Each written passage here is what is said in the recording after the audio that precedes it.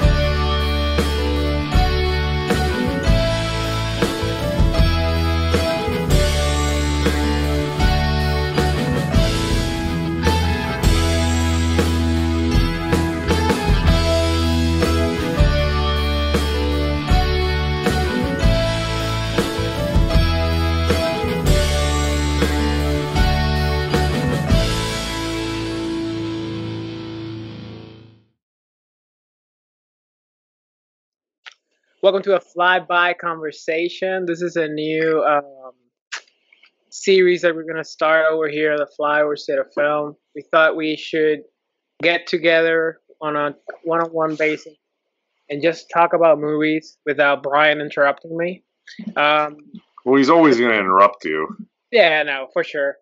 So this time around, I have my good buddy Shandango Joe. Hey, baby. About movies that he never talks about. Oh, Somebody talks about.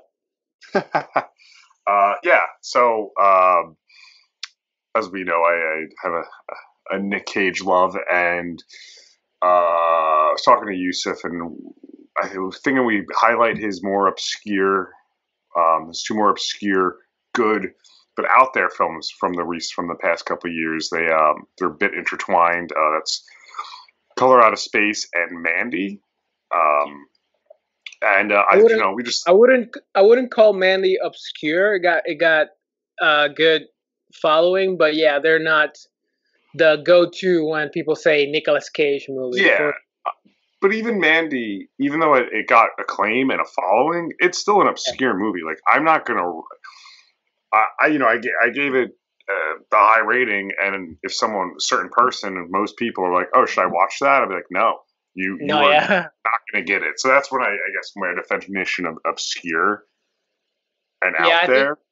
I think Nick is a misunderstood actor for sure. And whenever he's paired with a visionary director, that's when his skills are best utilized. And one could argue that these two directors that grabbed him are visionaries for sure. Panos definitely is. Panos Cosmos, yeah, for sure. Panos definitely is. Richard Stanley. I mean, he's out there. I'm saying, like, he's not going to make a paper cut movie. He has his own vision, his own style, his own things that he wants to say. That's why I roped him in with Panos, even though you can argue that Panos is, a better director. One's a major league, one's in a minor league, but yeah, I'm with you. One thing I did find funny, and I was going to get to this later, but it's kind of coming up now, is I was reading the IMDb trivia of what each one had on them, and both of them had director's favorite Nic Cage movie is Vampire's Kiss.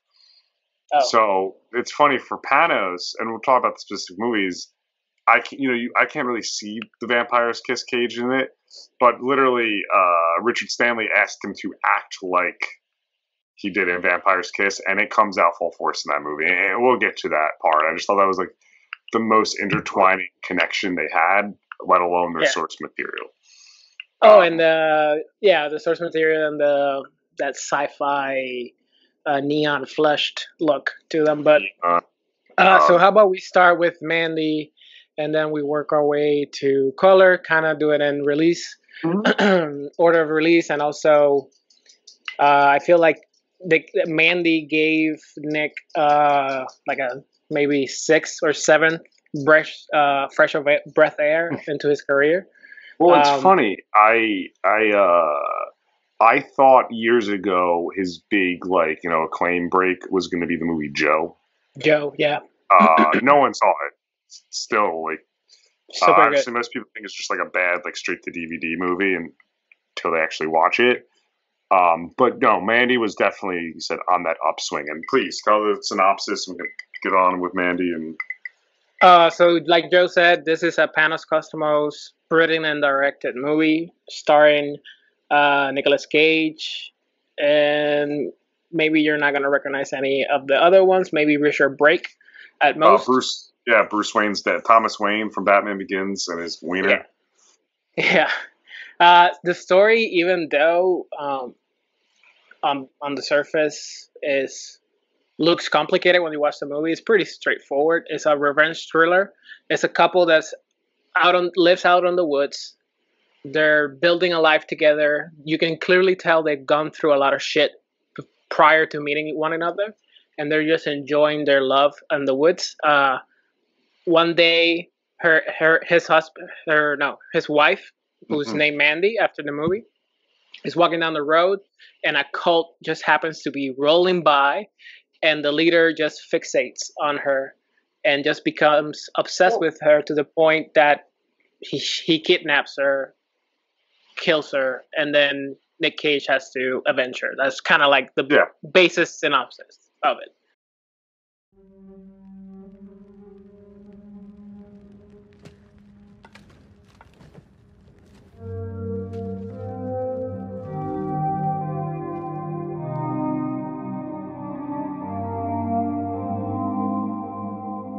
Under the crimson, primordial sky, the wretched warlock reached into the dark embrace.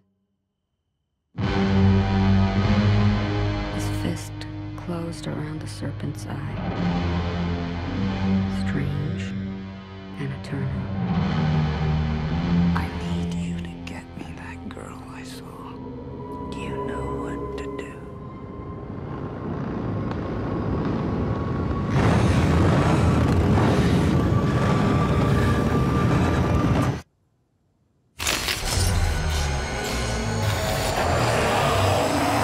You're a special one, Mandy.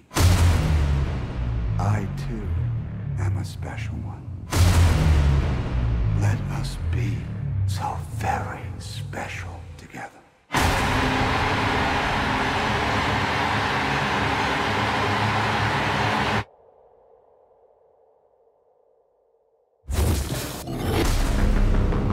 So what you gonna do with that thing? I'm going hunting. So what you hunting? It's crazy evil.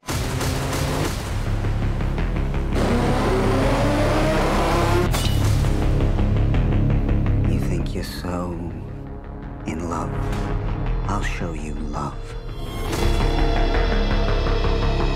Oh man, they wronged you.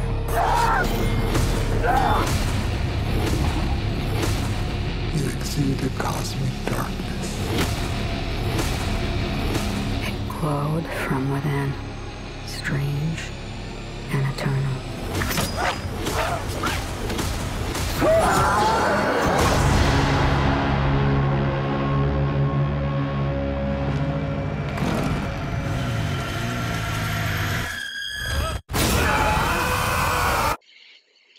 So what do you really enjoy about this movie, and then we can go back and forth. Before I even, you said it's something of Mandy herself. I never remember the actress name, but she's like, even just her look, and it's clearly on purpose. Andrea Risborough. Yeah, it's very like a beauty, but haunting, and pulls you in, and I see the cult of it happening. Like, it's just different. Like, it's something just different. I think. Oh, sorry, I'm going to interrupt you because that's a great point. In that, it's something that Panos does with his visuals. Mm-hmm. There's times where she is, and I don't want to like insult the actress. The actress is a beautiful woman, but at times she's ugly. She's like distorted, and at times she's just absolutely beautiful. Yeah. And I think he's playing with and this is something that I loved about the movie, playing with the effects of the drugs that the people have in their systems. Mm-hmm. Like, you're seeing a lot of the movie through eyes that are just fucking drenched in acid or mushrooms or LSD or whatever that they had in their system. And that distortion of her face was something that I really loved. But yeah, go ahead. No, I completely agree with that. It's that's just like one of the things without talking about Cage that's like really that, and then just the way it's shot. Every scene could be screenshot and put up on a wall. Yep. The choice of the score with the synth is oh yeah, I know that's score. Yeah, and I know it's like a scapegoat usually for people who are like, I didn't really like the movie, but the score was great. Like this one generally is like that synth score. It adds to it. The movie clearly wants to be a heavy metal album, and it like a heavy like an 80s metal cover. Yeah, it's a heavy metal movie for sure. Yeah, and it looks like it. Now it's funny when watching it. It does. You do get a very. It's weird. You get a very subdued Nic Cage for 40 minutes. And he's just playing normal, and that's sometimes when he's best. And then he gets to let loose, but it's controlled. Yeah, he goes. He's like wrenching it up slowly. Mm-hmm. That bathroom scene.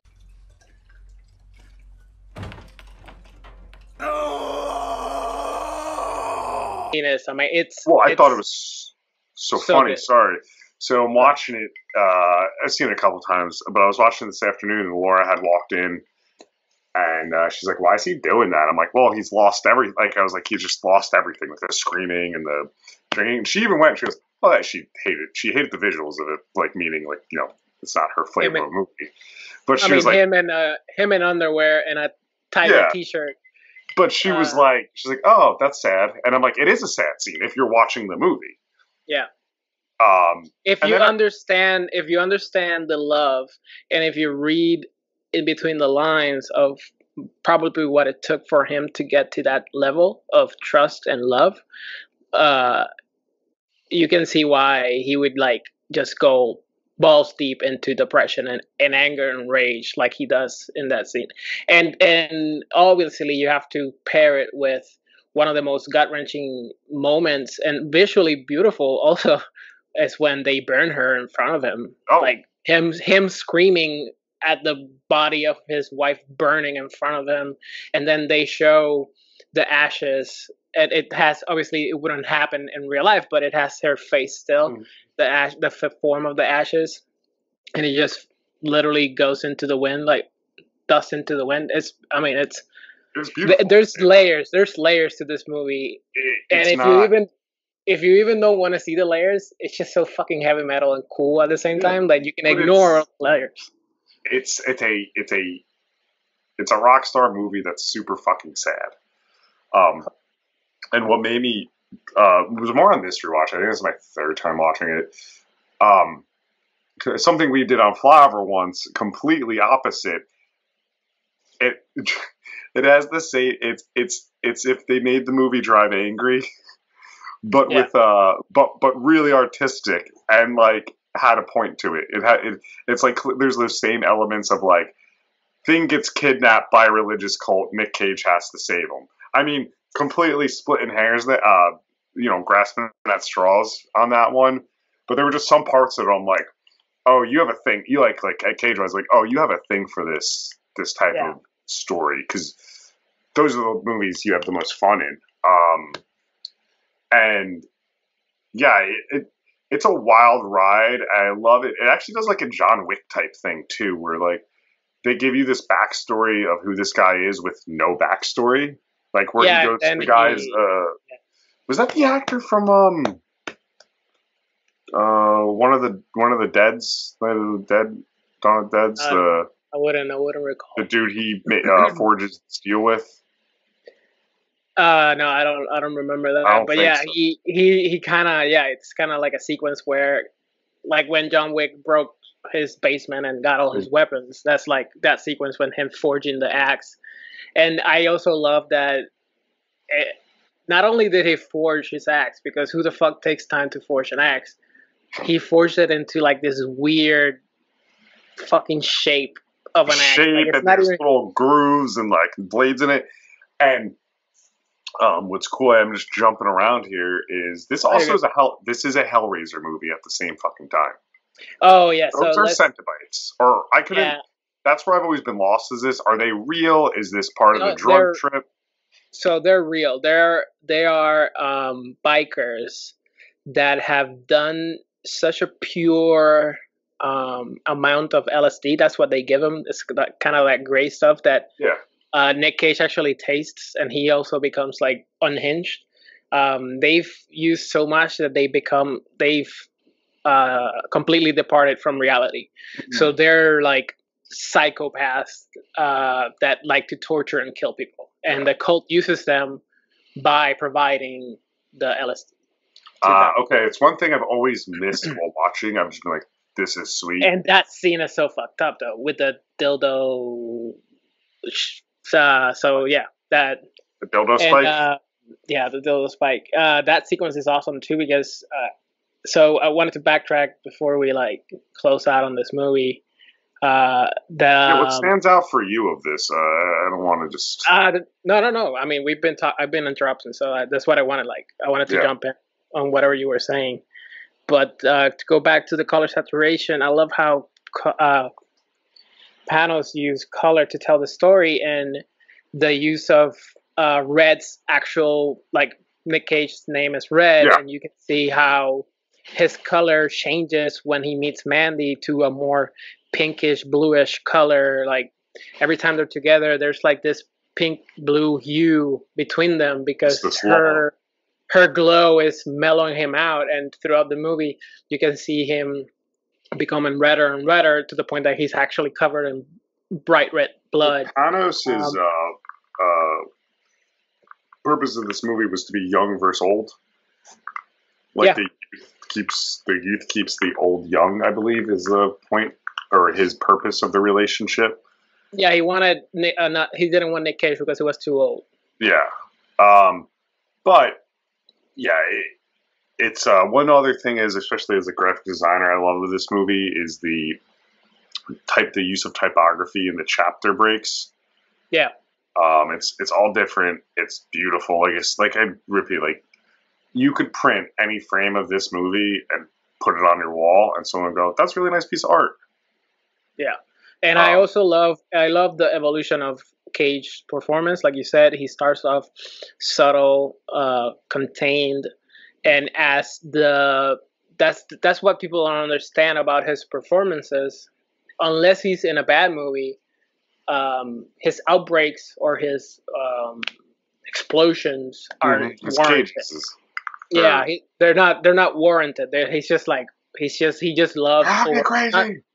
Yeah, but in here, he's earned those moments. He's earned screaming in a bathroom. He's earned screaming at bikers that wanted to kill him. He's earned killing the henchman with a fucking chainsaw. Yeah. Oh, the chainsaw fight is what sold the movie in like the description on movie blogs. Yeah.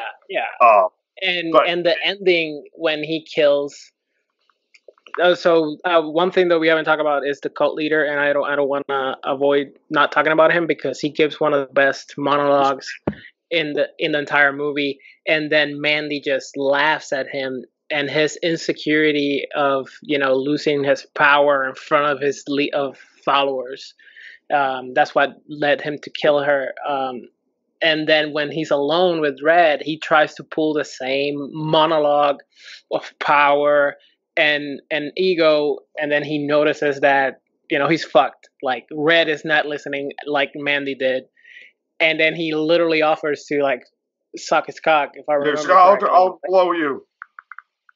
And Red just crushes his head. Like it's awesome. One of the most. It's so satisfying, obviously, because you've been with Red from the very beginning, and that obviously he's crazy. Like in the end, the end shot is him.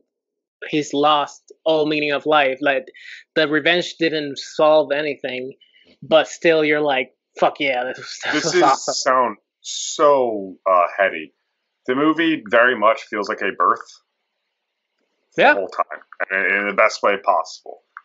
Well, one thing I do want to say though, you mentioned on the rage in this and the way you compared it. It's like there's that famous YouTube video that made that popular. Like Nic Cage loses his shit, and there was one movie in there that I'm always like, no, it's a good movie, and this is so pulled out of context because it's deserved. And real quick before they move on to the other movie is in Matchstick Men. Oh yeah, Matchstick Men is good. Oh, it's a fantastic, a Ridley Scott movie. But he loses his shit, but it's so in context of the movie of what the character is, and I always almost cringe when people bring that clip up of like, look, I'm like, no, it's good acting in the terms of the movie, but I do find it interesting though that this movie and then Color of Space, where we do see the performance of this, is the vampire's kiss being the favorite, and he doesn't do any vampire's kiss type shit in this, in Mandy.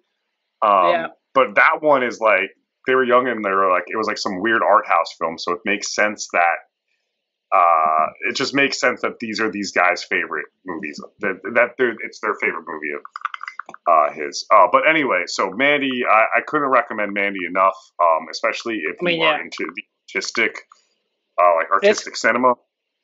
Mandy could have filled up an hour. Yeah, honestly, I could talk about Mandy forever. Like, we've probably glazed over so many stuff, so many details, but this is just a chat. It's a flyby.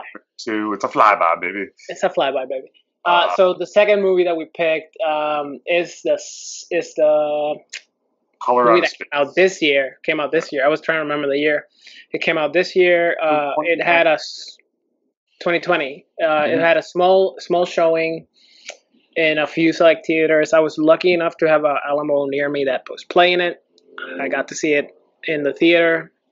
It's now streaming, so if you wanted to rent it, you can rent it now. It's directed by Richard Stanley. If you're a Flyover Sales Film fan, you know him from that. You know him from Island of Dr. Moreau, the movie that famously killed his career. So I'm happy to see him back because even within the chaotic world of Dr. Monroe, I saw talent in his directing ability and his visuals. So this is directed by Richard Stanley, written by Richard Stanley. He adapted a novel or a story from H.P. Lovecraft. It stars Nic Cage, Jolie Richardson, and maybe you recognize Brendan Meyer, Tommy Chong, obviously. But the rest are pretty much unknowns. And the story is also, like Mandy, super simple. But once you watch it, you're just blown away by the chaotic mess that it is. It's a family living in a secluded farm deep in the woods. They're a pretty quirky family. Mom works from home. Dad kind of runs the farm. Recently running a new farm. The daughter's into witchcraft, and the kid is, just a normal kid. Mm-hmm. Well, the kids, there's two of them. And then something falls from outer space into their front yard. It produces a color nobody has ever seen, and it starts to manipulate. Look at this. All those years in the big city, we finally got out. We're living the dream. Maybe it is a dream.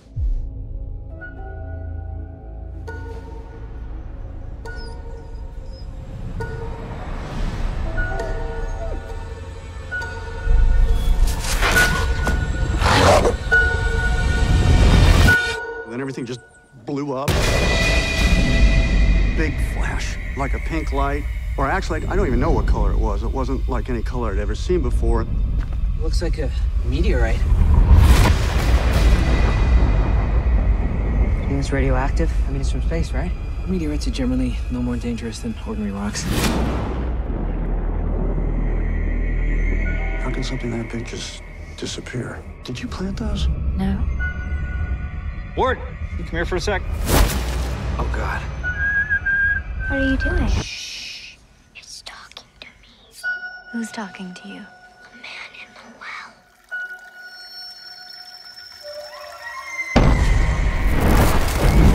It's in the static, it's in the moisture. It's in here, it's out there. What's out there is in here now. Everything's under control. Why are you so in denial? That thing from the meteorite changes everything around it. It's just a color. But it burns. Do you believe me now? I don't know what I believe anymore.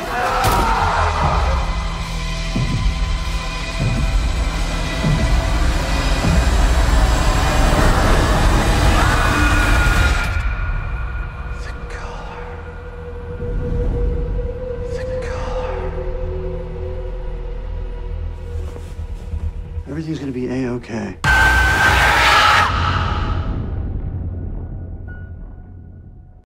Another Life magenta kind of too.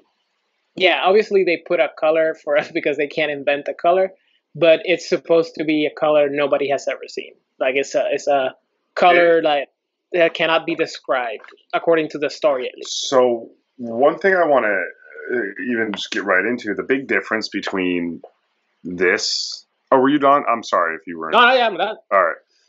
One thing about this, and there is a big production difference. But Richard Stanley uses what he has to the best of his ability, like to the best that he can. Yep. And this movie actually does one thing with Cage in particular that I like to call straight to DVD Dad Cage, where he basically, like, you know how like Mandy had this reined in performance for most of the movie and he let him burst. This, he was more like, Richard Stanley definitely didn't have that connection with him.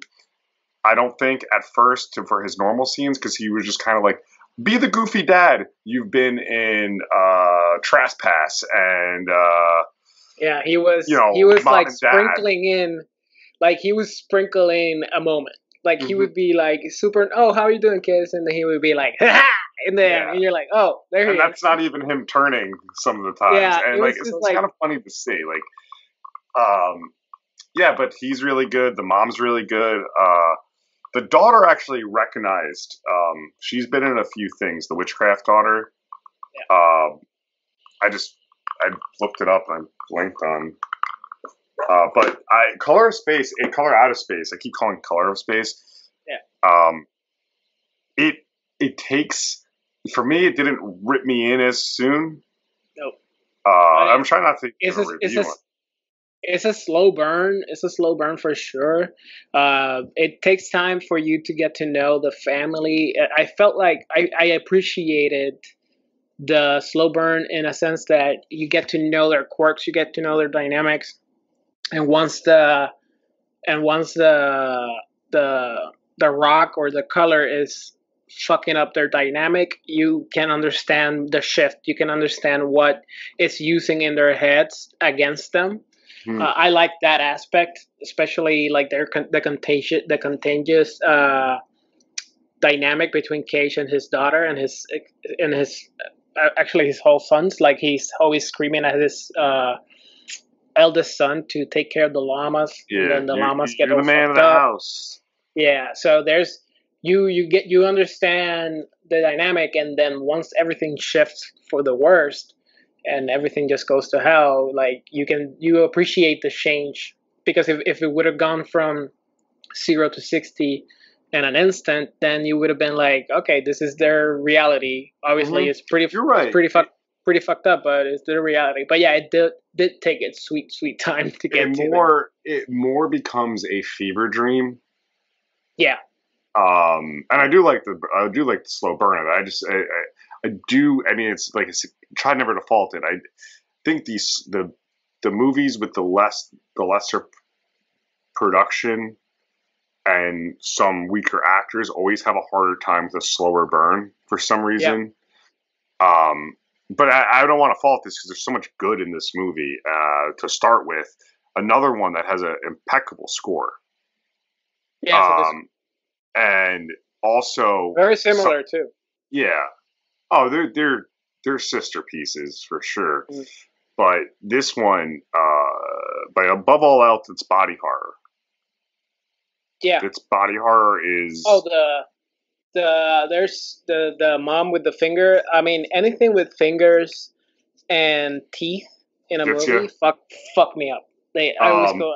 It hurts to watch. The mom, I actually, you see the turn, and the biggest part of I'm going to kind of fast forward a bit. The biggest part of the turn of the movie is when she chops her fingers off, and she just keeps chopping. Like, I know it's coming. It's actually a really good scene of the tension that's building. You like the carrots. I'm like, it's a happy night. They're all getting together, and she's like, oh, and doesn't react until kind of she's in the hospital already for what they show us. And then that's when the wheels fall off for the whole movie. Oh yeah, it's and fingers chops. The other thing that's happening before that is Cage is getting a rash in his body, and he's just always scratching away at that rash. And one of the things that I really loved, and maybe you didn't catch on it, is that the design of the rash looked like scales almost.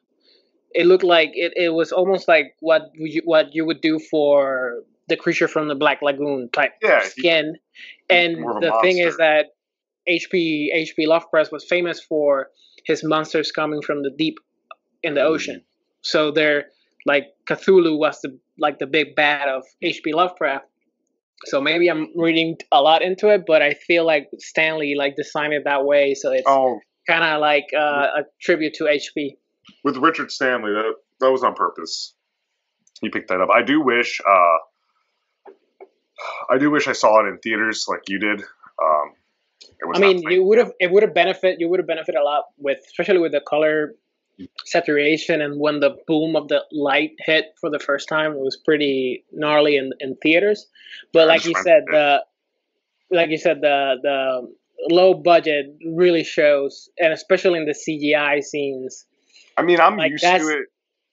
But yeah, but it's they could have avoided it, I feel like, because for the most part you didn't need them. Yeah, but no one's going to give. No, I'm not going to. No one's going to give Richard Stanley his first movie in 25 years or whatever. Yeah. A budget. Panos, they're going to give a budget because, they know what he could do. So circling back, because I know where you were going with the practical effects, is the scene that the scene that really is fucking crazy. Is when the mom and son meld together, and she starts eating him. Like his body is absorbing. But you know what's fucked up is because obviously you can't take it like, oh, this is how I would react. Obviously they're being affected by the color, and everybody's not thinking correctly. But most of the family, sure, they're in shock, and they're like, "What the fuck is happening?" Most of them are like thinking correctly. Most of them are like, "Oh, you're good." Yeah, she's like, "Mom, it's okay. It'll be okay." And then Cage comes in and pulls an old Yeller. Yeah. And honestly, it was like, that's the right move. But he even has those moments. See them leading up to more of that, where he'll be talking, and then he'll have a moment, and then he'll get into his vampire's kiss. We'll be like, "Oh, I don't know. A, B, C." That's vampire's kiss. But that I enjoyed, like, because it hit like Cage and Tommy Chong. Tommy Chong was just a fucking surprise in this movie. Are both acting in the same movie, and then everyone else is trying to just land their first roles in a movie. Yeah, everybody else is trying to be the canvas that Cage is just bouncing off of. Yeah. Like they're just, I'm just going to be here to receive your Cageism, and then I'm going to try to react. And that was really fun.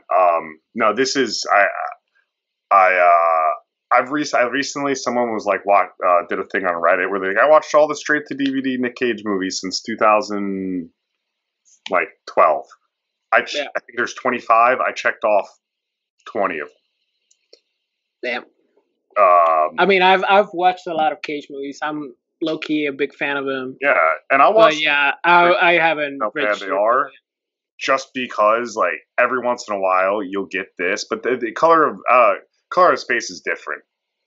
No, yeah, and there's a lot to, like, in Mandy, there's a lot of things to take out of it, like the production value, even though it's severely under. Mandy would have been a surprise awards hit if it was like 1999. Yeah. It just, I think movies like this don't get its reception, don't get audiences in its reception until too late. Oh yeah, for sure. Both of them are both of them going to be cult classics. Yeah.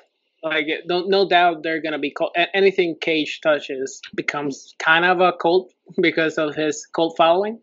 But these two movies are going to be rightfully so a cult classic. That type of movie that people are going to go like, oh, have you ever watched this movie? This is those type of movies. Like, have you ever watched Nic Cage try to kill his sons and wife? Like, you ever see them meld together, and then and Tommy Chung as an amorphous blob. Oh, and the sound design. That's what I wanted to talk about, actually. The sound design in this movie is just gut-wrenching, especially during those sequences. How the llamas scream in pain. The llama pit they show in the barn. Every sound design, every like blob and every nook and cranny, how they crack, how they move. It was just so in your ear. Especially, that's why I think maybe it affected me more because it was in the theater and it was so fucking loud. I had my headphones on. Oh, and then you experienced it as I did. Do you remember? I mean, that's I feel like a Richard Stanley staple. I mean, Island of Dr. Moreau. I know its visuals are that was what they focused on mainly, but it had a great sound design in it.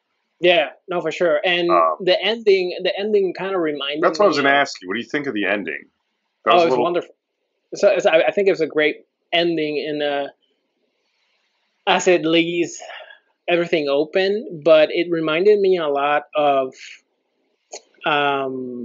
Annihilation. I don't know if you've seen Annihilation. Yeah, I did. It kind of like leads up to somebody embracing the alien race, pretty much. Like it gets to the point where the girl connects with the aliens that are invading, pretty much, and she just accepts and elevates to a higher plane. That's how I saw it. That's how I saw it. It reminded me of Annihilation. Since you said it, I'm like, oh shit, yeah. Annihilation's great. You should also watch Annihilation. That'd be like a good triple feature. These three movies. Yeah, actually, yeah, both. All of them with college adoration. That embrace. You know what it also reminds me of? The Witch. The Witch. Also, yeah. The ending of The Witch. Yeah. The embrace of the way it's shown. It's a bit ominous. I mean, yeah, the entire family's dead. Yeah. And the witch as well. And I also love the ending shot of this movie where the kid the water reserve kid. I want to say boyfriend, but not. It's goes into the house and they're all just sitting there, and Nic Cage just stares at him like super creepily, kind of like the ghost of them will forever live, and like an essence of them will forever live there. But they're dead. But maybe I'm not remembering correctly. The girl is the only one that leaves, or is it the entire house? Right? It's the entire thing that goes up. The entire house goes up. Yeah, so they take everybody with them. Yeah, it's a fucking out there movie. But yeah, my closest. So yeah, and it ends with the water scene, like everything underwater. Like you can't see what's going on down in the water because that's where symbolism. The true evil lies, according to H.P. Lovecraft. It's not in space. It's in the water. No, so if I were to do both recommendations, I would tell more of an average movie-going audience to say, watch Mandy. Yeah. And then if you're just like, I like fucking weird ass out there, I want to ride, but I also want to think, go with Color Out of Space as well. Yeah, for sure. I both have their audiences, 100%. Mandy has the more potential of being a crossover hit than Color of Space, but both have their audiences. Both will have those like going to midnight showing type. Midnight. That's yes, man. They're midnight show movie. They're midnight show movies. These will be shown again in an Alamo Draft House. Oh, every day. Yeah, it's they're definitely Actually, yeah, I would legit love to watch Mandy in a theater because I never watched it in a theater. I saw it, I rented it, I've seen it like 4 times. I already could tell in like fucking 10. Let's say Mandy's what 2 years old. A couple years from now, it's going to be like Fathom Events presents the 8th anniversary of Mandy. Yeah, just because it's one of those type of movies. I hope so, and I hope Nick gets getting more challenging roles because he has a lot of range. I really do love his acting. I hope I share that sentiment. I hope he gets this movie. I hope he gets more movies like this, but at the same time, I want to see the next. And they're always come out of nowhere. They're never the ones that are reported. Like the new one that's reported, that's like it's the one that's gonna be all meta, where like Nic Cage plays Nic Cage in movies. And I'm with you. I don't. It's gonna take his buddy frickin' Charlie Kaufman to write and make that good and to make a movie that good, like a Spike Jonze to pull that off. And I just don't see it happening. Prove me wrong. Yeah. Hopefully. So I hope you guys like this flyby conversation, I should say. And there's the music to play us out. Yeah. I hope you guys did. We don't know who'll be in the next one. Maybe it'll be Brian and TJ. Maybe it'll be Brian and Jusef if that gets steamy. Yeah, we're planning on some. We've been batting around some ideas. I don't want to mention them just in case we back out of them, like Jingle the Way. So where can the people find you, Joe? You can find me at Chendango1. Just usually talking, ramping up the movie talk as of recent. Where can people find you, Jusef? You're bored with the quarantine. I hope everybody's safe. You're staying at home, inside your homes, washing your hands and your asses. Mm-hmm. You can find me in Flyover State of Film podcast. If you're in this video for some fucking reason, if you've never seen us before, we have 2 other dudes. We do hour-long shows. We do topics. We shit on each other, and we have a lot of fun. It's a ton of fun. Yeah, and you can also find me at whyilovemovies.com. I have 2 reviews actually up for these 2 movies if you want to read more of my thoughts. And see you on the fly. Bye. Good one.